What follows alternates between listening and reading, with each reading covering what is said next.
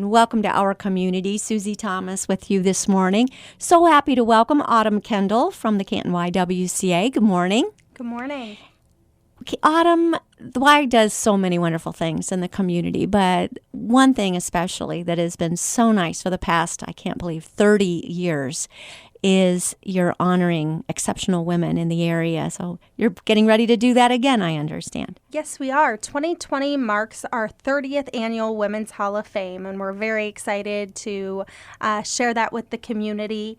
Since 1990, we've celebrated 186 Stark County women and teens who have went above and beyond to do great things for Stark County, their community, their families, as well as their workplaces. What's so nice, too, because there are a number of other organizations that honor women, you really honor women who are backbone, and many of them are behind the scenes kind of women who don't do anything for any recognition. Would you agree? Definitely. That's what I wanted to share with you. We really, this year, we did our nominations a little different. We outsourced them to a nominations panel who consisted of not only community members but past inductees, and invited them in to have the conversation.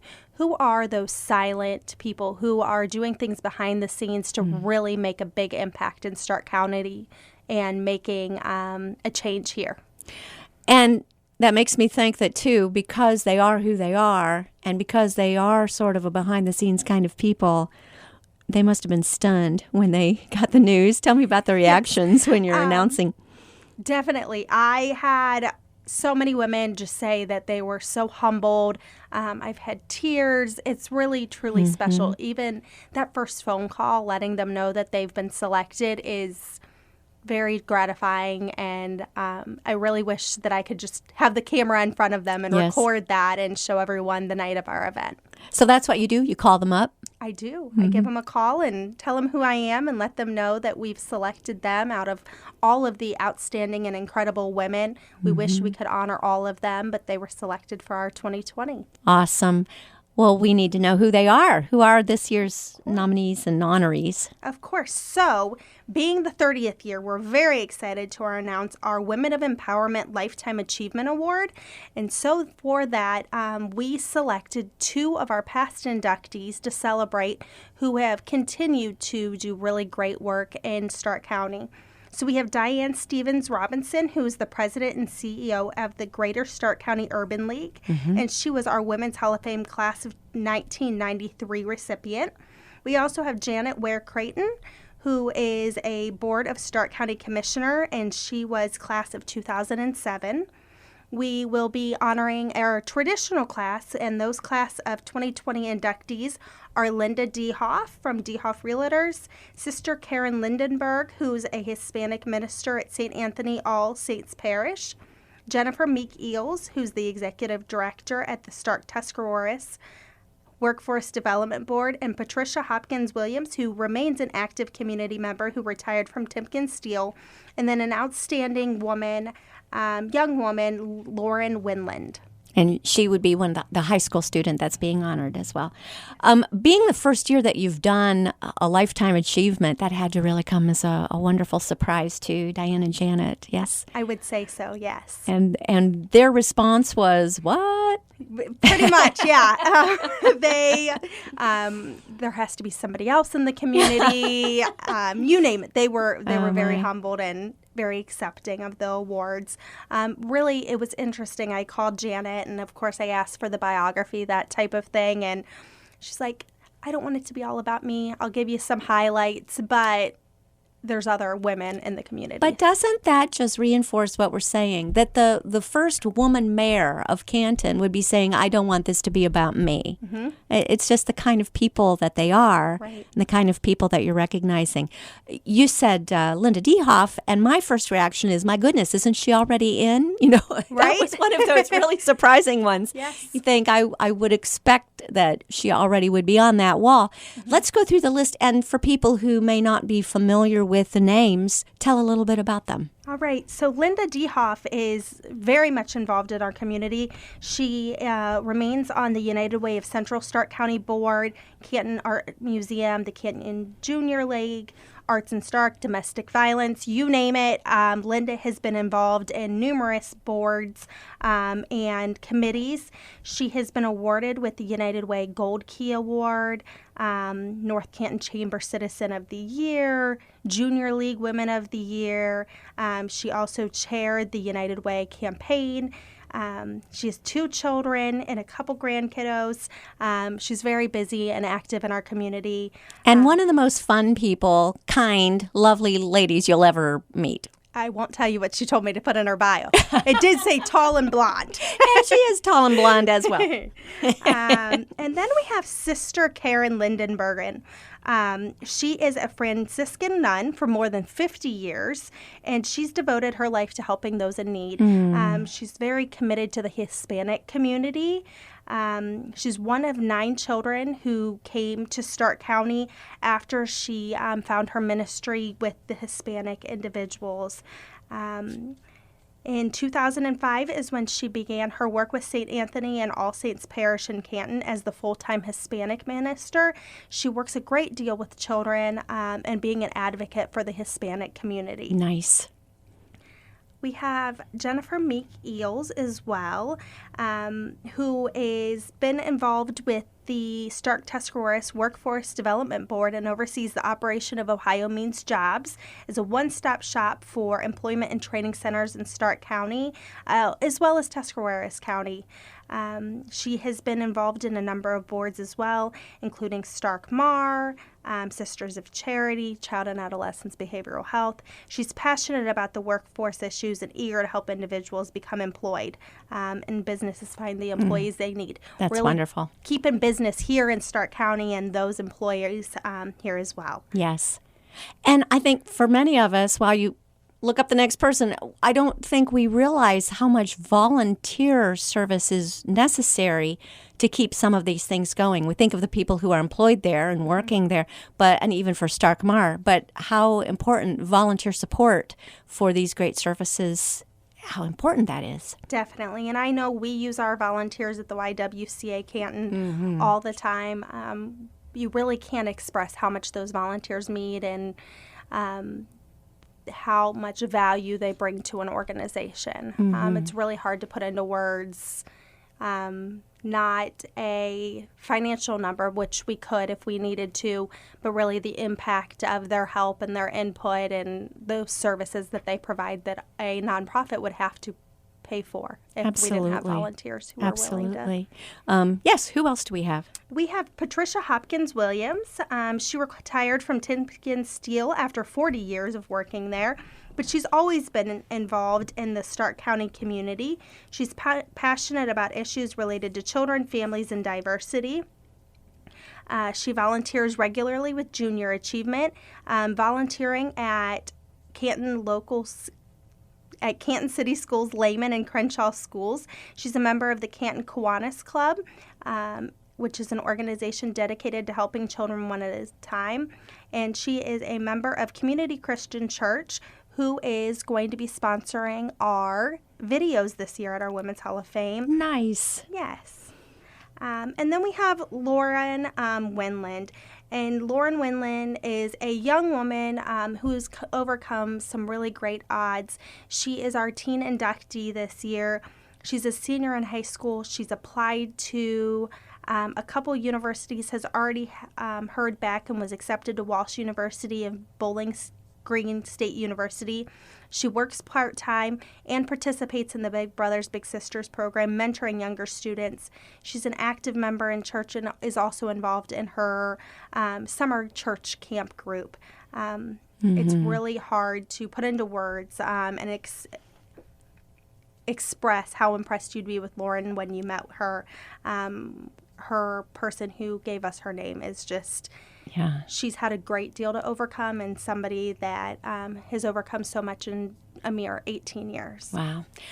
It's kind of interesting to think that since you've been doing this for 30 years and something unique about the WISE recognition of women is that you've always recognized a young person, a teen, that now some of those teens are middle-aged, 48, 50 years old, because you've been doing this for so many years and continue because they got a head start in the importance of volunteering, continue to contribute to the community. Do you agree? I do, yes. We have some really wonderful women who have went on to do great things.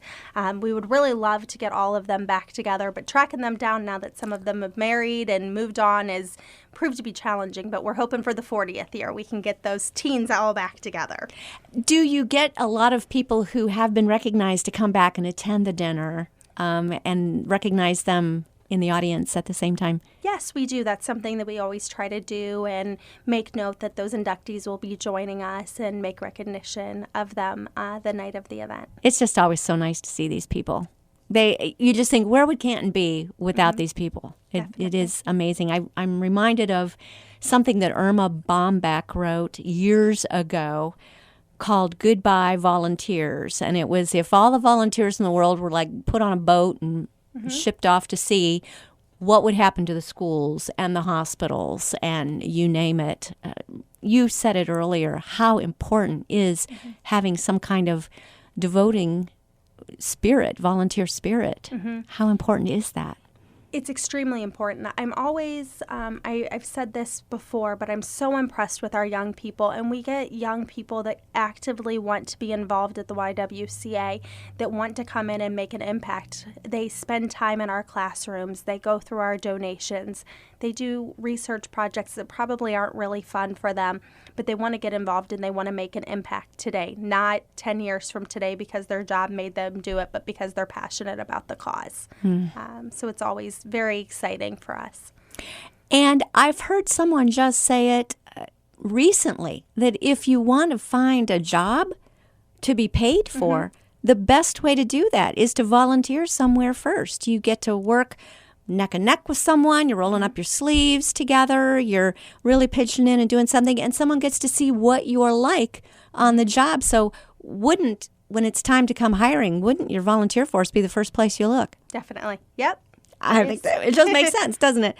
All right, so mark down the calendar for May 20th, and what time and where and will all of this take place, Autumn? Yes, and I don't want to forget our Lifetime Achievement Award Oh, my goodness, winners. Please. I'm sorry, we'll jump there if that's okay. Yes, jump there. We can get through the where and when. Okay. Let's talk about Diane and Janet. Yes, so Diane Stevens Robinson is the president and CEO at the Greater Stark County Urban League. She serves as the chief administrator and is responsible for managing and overseeing the day-to-day operations. She was inducted to our Women's Hall of Fame first in 1993. So in our first 3 years of celebrating the Women's Hall of Fame, we had honored Diane. So we're excited to bring her back. She has been involved with United Way as well as the Ohio Association of Community Colleges. She's involved with the Kent Area Chapter Link. She was a past president. She's involved with the Malone University Business Advisory Board, Board of Trustees for Canton Country Day School. Again, another woman that continues to give and give. And where you think, where in the world do they find the time to do all this? That's exactly Isn't what it amazing? I was thinking. I know. Yes, they raise families at the same time. It is just unbelievable. Yes. And Diane has 10 grandchildren, so I'm sure they keep her very busy. My goodness. Yes, pretty awesome. Then we have Janet Ware Creighton, who has been very involved with our community. And Journey started back when she was a Canton City School educator. She has held appointments at the request of governors and by a United States president. In 2004, she was elected as the mayor of Canton. In fact, she was one of the first female mayors in Canton. Her entire career has been involved and focused on leadership initiatives for women. You would never know that, 30, 40 years ago, the path that she would take. Yes. She's a positive attitude, lots of energy. Worked in the White House. Yes. I know. Yes. She's amazing. Continues to impress us. And yes. So we're excited to honor her again. She was first inducted to our Women's Hall of Fame in 2007. And I think she would think we were remiss if we didn't mention that she's a very proud former Lincoln High School cheerleader. There you go, Janet. I squeezed that in for you. We do need to take a short break. We're visiting with Autumn Kendall from the YWCA. We'll be back after these words. You're listening to Our Community. Welcome back to Our Community. Susie Thomas visiting with Autumn Kendall from the YWCA, getting ready for a pretty big shindig May 20th, where they're going to be honoring the 2020 class of the Women's Hall of Fame. And really impressive women going in this time. So what can we look forward to, Autumn, to the whole evening and the festivities? Of course. We are going to kick off the event with dinner at the Kent State University at Conference. Kent State University at Stark Conference Center. So that will be May 20th. We'll kick off at 6 p.m. with dinner, followed by a very special keynote speaker. As you know, that's not typically something we do, but we really wanted to bring out all the big guns, and we were very excited that we were able to confirm Dr. Rosemary Allen as a speaker, a keynote speaker for us. She owns a nonprofit institute for racial equity and excellence, and Dr. Rosemary Allen will be speaking on unconscious bias and sharing her input and her thoughts on that and how we can all do better and recognize our own biases as we go through our day-to-day lives. We wanted to invite her because we felt that it really spoke to our mission of eliminating racism and empowering women.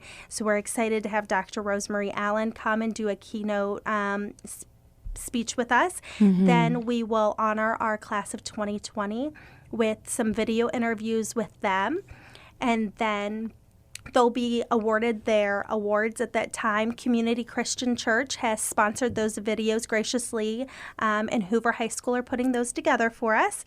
And then we will have a couple special guests on our video for our Lifetime Achievement Awards. Some folks who will be speaking about Diane and Janet and their accomplishments, and that'll conclude the evening for us. Is that a surprise of who's going to appear on the video?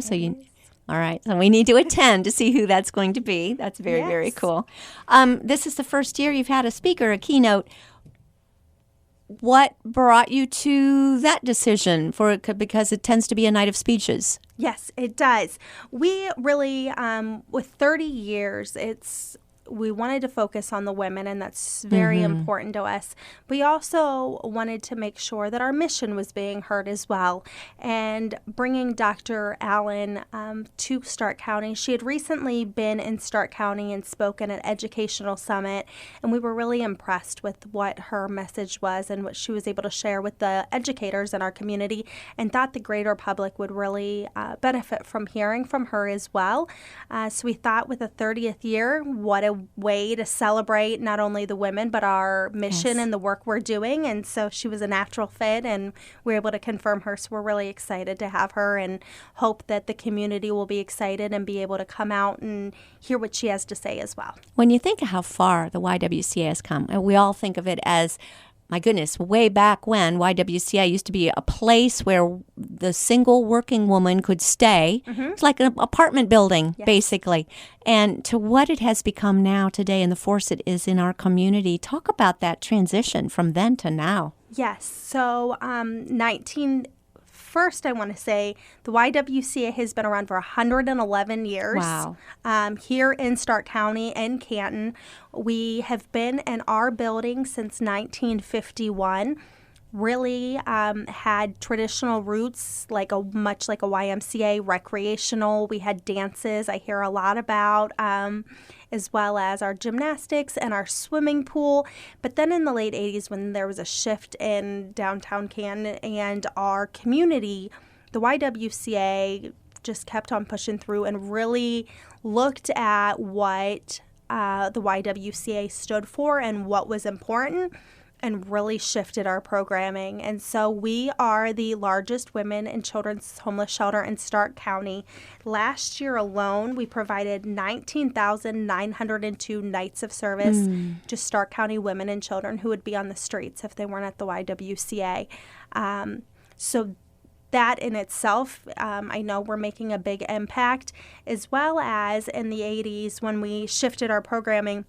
Our pool, they actually didn't fill in. It's kind of fun to take a look and go through a tour through the building. They just put a floor over it. It's not completely filled in, but we have a 5-star Step Up to Quality rated early childhood learning center where our kids are taken care of by teachers who are really dedicated to those children and their needs. Our children and their needs are changing every day just because of the world we live in. And so our teachers and our kiddos don't always have the easiest days, but the way the YWCA is, we just keep on evolving, and whatever our environment is how we continue to provide services. And so all of our teachers are certified or degreed. They're really looking at the whole child and the family. Instead of just making a lesson plan where everybody does the same thing, say Tommy or Lucy has some needs, they're a slow walker or they're having a hard time talking, they're really looking at each child and then planning the needs for the week around this is what Tommy needs, this is what Lucy needs, and this is how we can all make it work so that everyone's needs are being met. I know as a parent who has my child enrolled there, it's huge. I wouldn't qualify for all the services we get if I wasn't, enrolled in a center that really goes above and beyond. So I'm very thankful to the YWCA as a parent as well as the staff person that we can provide that for I our really kiddos. appreciate you saying that, because I think some people might be surprised to know that program is available to all. You don't have to be at some income level to qualify. That and a lot of folks who would be well above that income level would find their children really benefit because it is such a special and highly regarded education center. It is. My little guy is thriving. He was a little bit of a slow walker, and our teachers just totally dote on them. They're really good with them, and we talk about unconscious bias, and we talk about our kiddos and really immersing them in settings that would be a little different from maybe what my daughter had been exposed to. But kiddos don't see color. They don't see money. They don't see that. And so he loves going to school with his friends. And they're his friends. And they're his friends. And his teachers really love him. And you can see that. Our teachers don't work in childcare because they want to get rich. They don't sit, these kiddos have some really high needs. We have kids that have experienced severe trauma in 3 years that I can't even imagine as an adult. So there's no teacher or staff member at the Y that's doing it for money. They have a passion for our community. Yes, so. And give these kids a chance. They do. And show them some love and that they're so special. Yes. Each one of them. It is a wonderful place, and I think that is the part that we forget about when we're talking about poverty and homelessness, is the children. They're the most innocent of victims. They are. They're not where they are because of any choices they've made. They've not made any poor choices, and there they are, and that is reality to them. Can you talk a little bit about serving that population with the shelter and the school? Yeah, of course.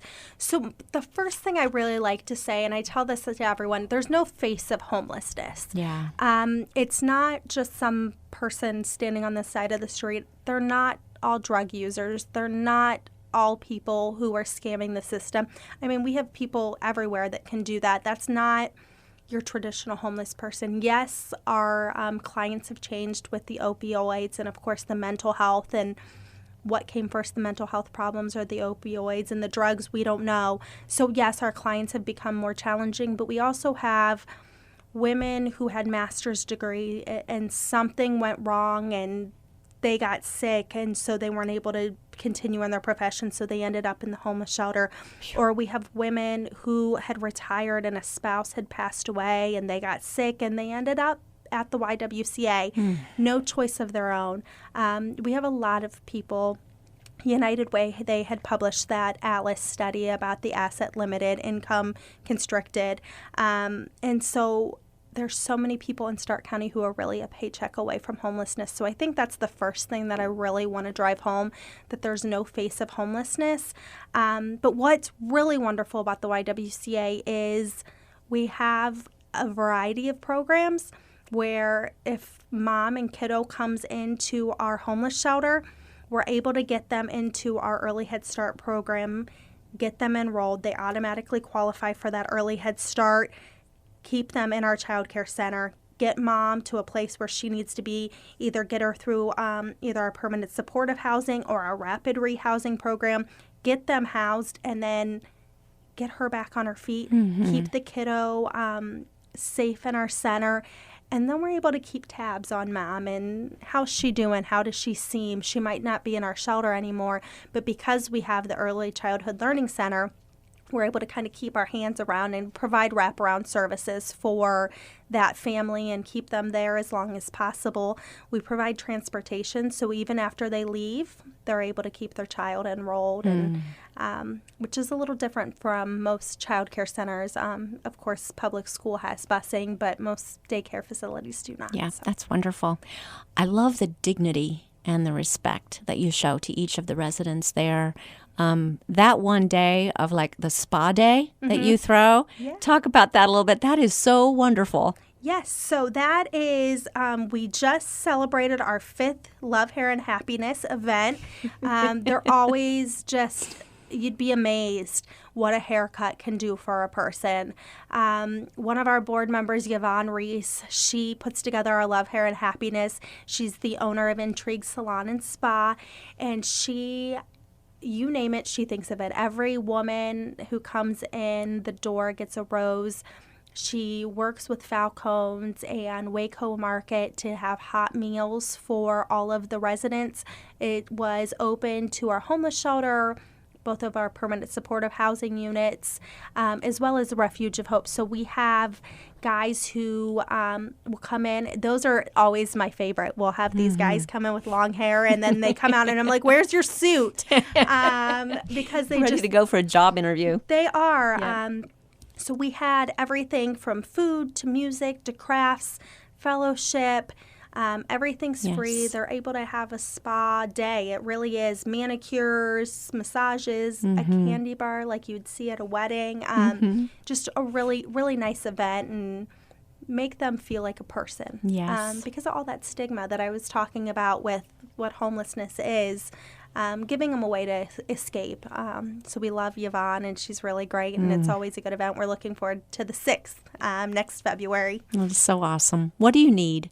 What do you need in the way of donations? I know monetary is always welcome, but what can we drop off as well that would be, I think of pots and pans all the time. Yes. What do you need? Of course. We always have an ongoing need for in-season clothing. We do have limited storage, so in-season's really important to us. Think of your first apartment or when you first left home.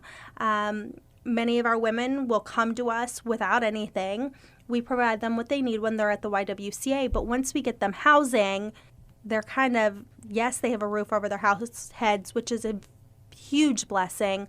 But how are they supposed to cook? What are they supposed to keep warm in? They might not have a bed, and they're okay with that. But blankets, sheets, pillowcases, pots and pans, old pictures just kind of warm up the place. Anything, any household good that you can think of, they can use. Silverware, any of those items are greatly needed and appreciated. To get them off on their feet and back on their feet. Yes. Wonderful.